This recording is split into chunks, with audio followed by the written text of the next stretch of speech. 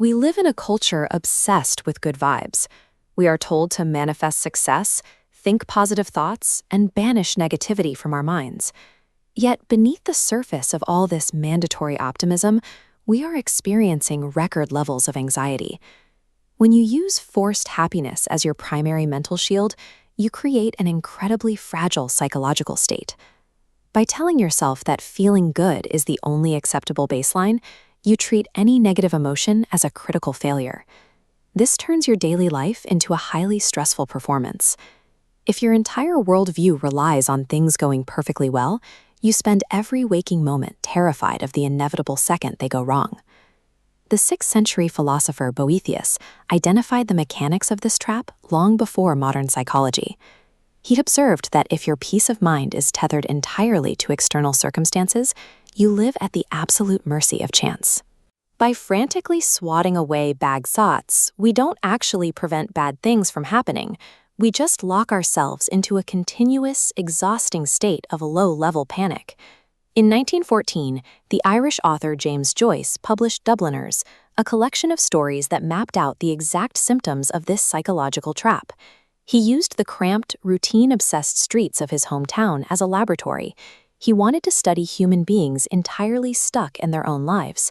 In the very first story, the narrator becomes morbidly fixated on the concept of being trapped.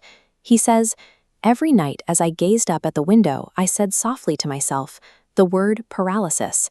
It sounded to me like the name of some maleficent and sinful being. He is terrified of it, yet inexplicably drawn to look at its deadly work. We see this maleficent being take control of Eveline.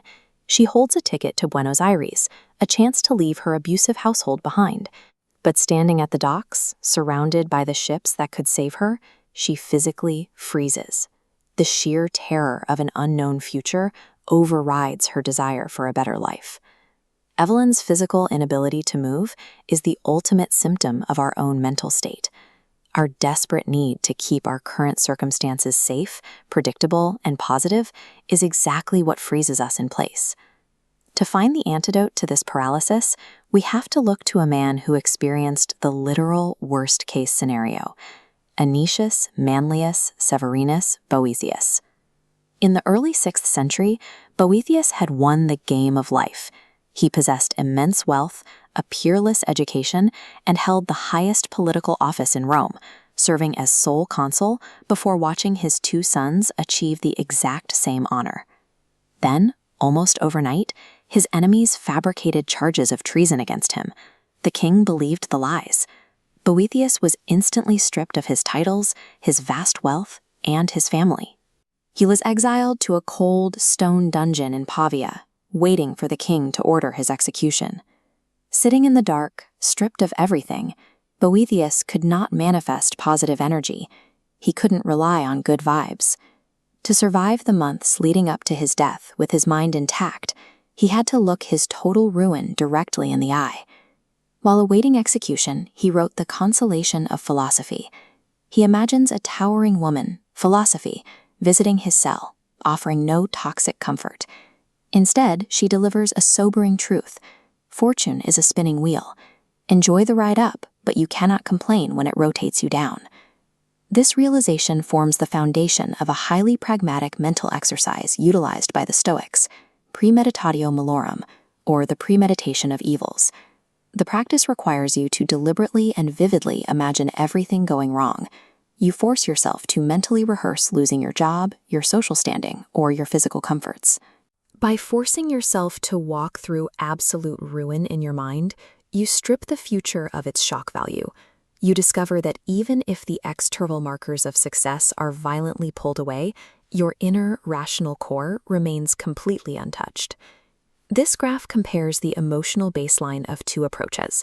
One path shows the chaotic swings of toxic positivity. The other shows the stable baseline of negative visualization.